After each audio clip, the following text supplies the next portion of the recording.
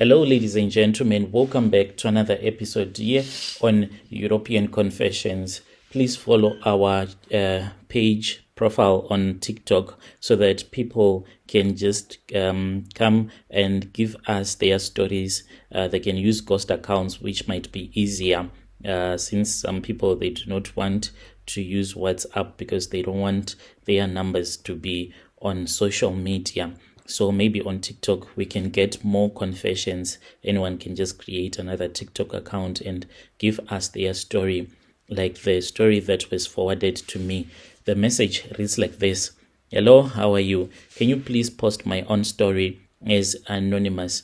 I still remember exactly like when I was still in university. I can't let you mention the name of the supermarket where I was working because the Greek guy, he would monitor our profiles on Facebook after he had told us that we were supposed to perform some rituals. So just say that I was working for a night shift for a certain supermarket, but it has a chain of supermarkets. Most of these supermarkets, they are owned by Greek or Portuguese or Spain people, white men that are here in South Africa. I'll just say XYZ supermarket. So it was the start of my second year studying sociology at University of Johannesburg, and the financial pressure was quite a lot. My student loan covered tuition, rent, groceries, and I still needed money on top of that to buy textbooks and even a once in a blue moon to treat myself, go to a restaurant with my friends.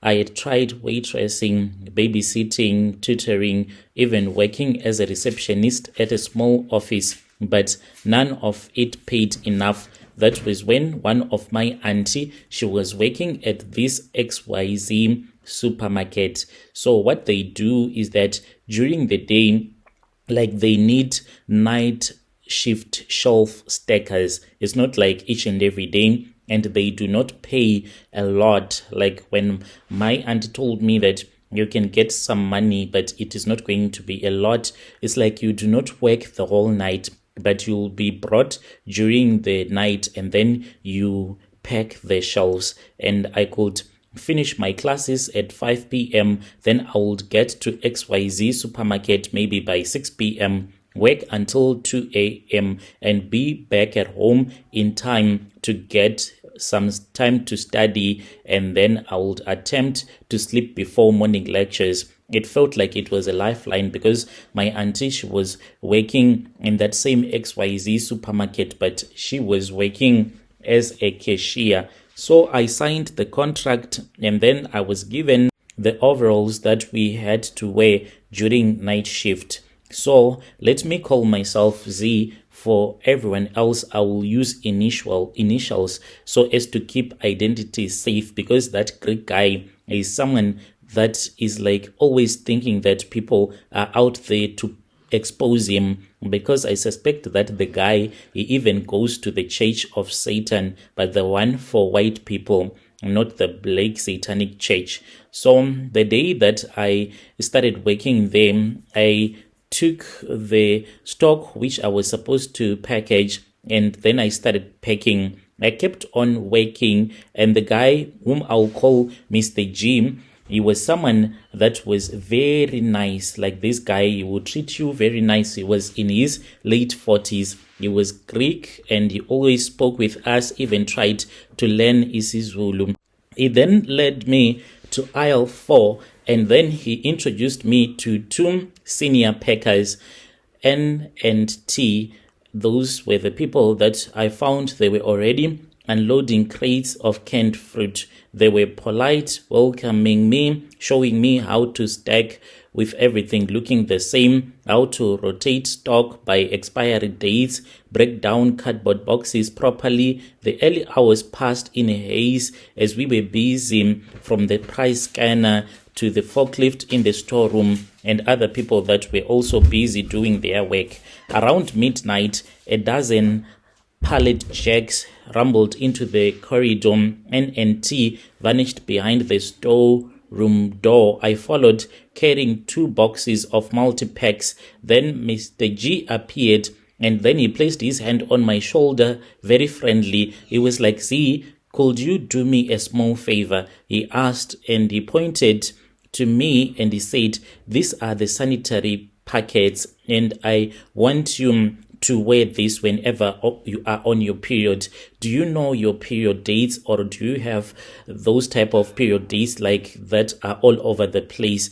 So I was like shaken by what this guy was asking me, like on my first day at work, and the guy who had the nerves to ask me when I go on my periods and if I was having regular or irregular periods. So I then told him that I do have regular periods, and in a couple of days time I was supposed to be on my periods. So the day that I went on my periods, it was on a Sunday night, and he said that I was supposed to come to work and he was going to give me double the money than I was going to be earning if I was going to come to work. Brother Nashi, I went there, and when I arrived at work, the guy then asked me if I was on my period, and I said yes. So one of the women, the supervisor, an old lady, then said, "Okay, let me go with him to the toilet." So we then went to the toilet, and this lady wanted to be sure if I was on my period and if I was using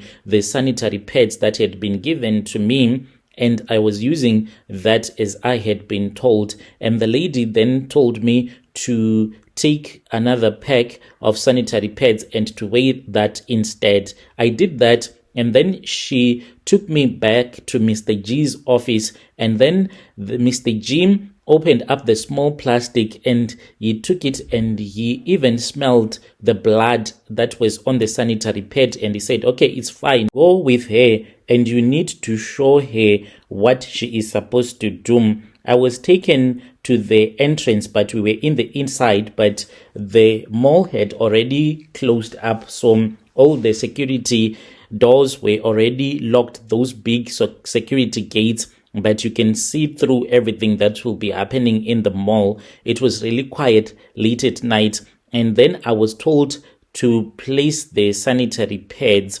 After placing the sanitary pads at the entrance where customers will enter the following morning, and then I was told to write, "More customers, please." For an example, if another customer wants to go and buy at another supermarket which was inside that mall, then they need to come here and just feel lazy to go there. That is what I had to write, and then I placed the sanitary pad on that piece of paper, and then I placed coins. I placed 5 10-cent coins, making it 50 cents, but they were 10 cent old rusted coins. That is what I had to do. This I did until I finished my periods. So whenever I would be on my periods, I had to do those rituals, including those other women that I was working with. They were also doing the same. Mr. G, he would monitor our Facebook. Like whenever I would be on my phone taking videos of myself, then I was told by this other old lady, the supervisor, that I should be careful about the things that I posted because he will always monitor you. And when I had the interview, he asked me about my Facebook profile, and I saw him searching for me, and he was like, "Is this you?" And I said yes. So he would monitor us to see if we were posting things like that. That is what happened when I was still at university. And I know very well that this thing might be happening at the same supermarket. I am someone that prays now because I saw that even the white people, they do rituals, the things that we do not even think can be done by the white people who own business. They also do these same rituals. And my sanitary pads that were dirty, they were being used to contract and to make people to come to their store. It's like, even if you want to buy something, you know that maybe at a different supermarket it is cheap, but you will go to that supermarket because you will be called by the spirits. We used to do this. That is my own confession.